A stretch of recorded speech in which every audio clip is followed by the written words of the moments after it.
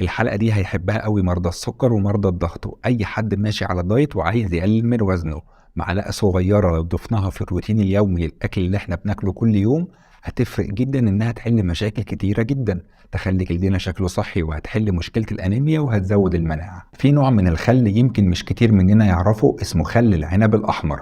الخل ده عامل زي السحر فعلا، إضافات بسيطة منه على طبق السلطة والأكل بتعمل الكلام اللي هقوله ليكم دلوقتي واللي مثبت بدراسات علمية. واحد، الخل ده مفيد جدا لمرضى السكر. في دراسات اتعملت على مجموعة بالغين بيعانوا من مشكلة مقاومة الانسولين، لقوا ان شرب معلقتين من خل العنب يعني حوالي 30 ملي من الخل قبل ما ياخدوا وجبة غنية بالكربوهيدرات ده هيقلل نسبة السكر في الدم بنسبة 64%، وهيزود من حساسية الانسولين بنسبة 34%، ودي نسب جبارة ولا يستهان بيها على الإطلاق. تاني حاجة، دوره في تقليل الوزن لأنه بيحافظ على الأكل في معدتك لفترة أطول، وده بيأخر إفراز الجريلين هرمون أو ما يعرف باسم هرمون الجوع، ونتيجة لكل ده هيقل معدل الإفراط في الأكل وإنك تاكل بكميات أقل. وتالت أهمية ودي لكل بنت بتدور على جمال بشرتها، خلي العنب فيه مضادات أكسدة بكميات كبيرة، ودي بتحارب الالتهابات البكتيرية وتلف الجلد، ده غير إنه بيقاوم الالتهابات الجلدية وبيزود نضارة الجلد.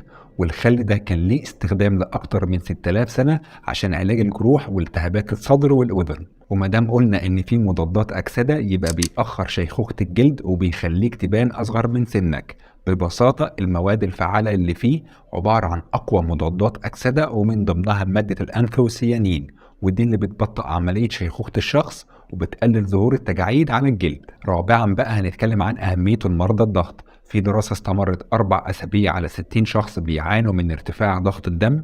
الناس دي لما بدأت تاخد خل العنب في الأكل حصل انخفاض كبير في ضغط الدم، والسبب في كده إنه بيشتغل بميكانيزم بيزود من كمية الكالسيوم في خلايا جسمك، وده بيحسن الدورة الدموية وبيخفض ضغط الدم، ده غير تأثيره على نسب الهرمونات اللي بتتحكم في ضغط الدم، وكمان بيحافظ على توازن السوائل في الجسم. الناس بقى اللي عندها أنيميا جنب الأكل الصحي والأدوية اللي هياخدوها، وجود خل العنب في الأكل هيفيدهم جدا. تعال أشرح لك إزاي.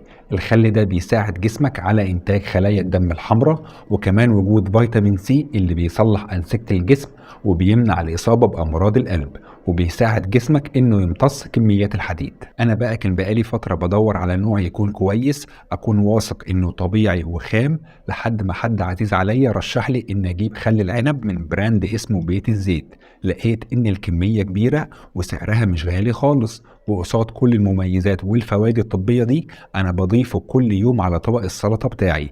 هسيب ليكم لينك صفحتهم على الفيسبوك في الكومنتس من تحت للي حابب يجيبه. وأخيرا، أي حاجة بناخدها عشان تعمل الفايدة المطلوبة منها لازم تاخدها بنسبها المعتدلة، يعني ما ينفعش اخد الحاجة بمستويات كبيرة عشان اخد النتيجة اللي عايزها، زي اللي بياخد اعشاب بالظبط بنسب كبيرة على اساس ملهاش اي اثر جانبي.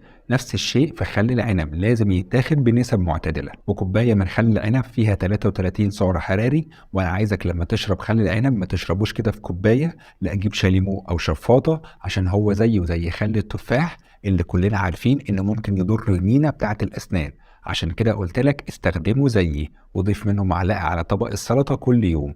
ولازم نكون عارفين ان الخل حموضته عالية، فالناس اللي عندها مشاكل في المعدة او الحلق تستشير طبيبها الأول قبل ما تستخدمه. ومهم جدا الأشخاص اللي عندهم الوهن العصبي وقرحة المعدة يمنعوا استخدامه لأنه شديد الحموضة. كمان أي حد من اللي بيعاني من أمراض الرئة أو لو أنت واخد دور برد وعندك كحة يفضل تستنى لحد لما تخلص المشكلة دي وتاخده عادي جدا. وبس كده، اللهم اجعل هذا العمل خالصا لوجهك الكريم وابعد عنا شر الكبر والرياء يا رب العالمين. دمتم بصحة وخير. كان معكم دكتور ضياء الدين، وأشوفكم الحلقة الجاية، والسلام عليكم.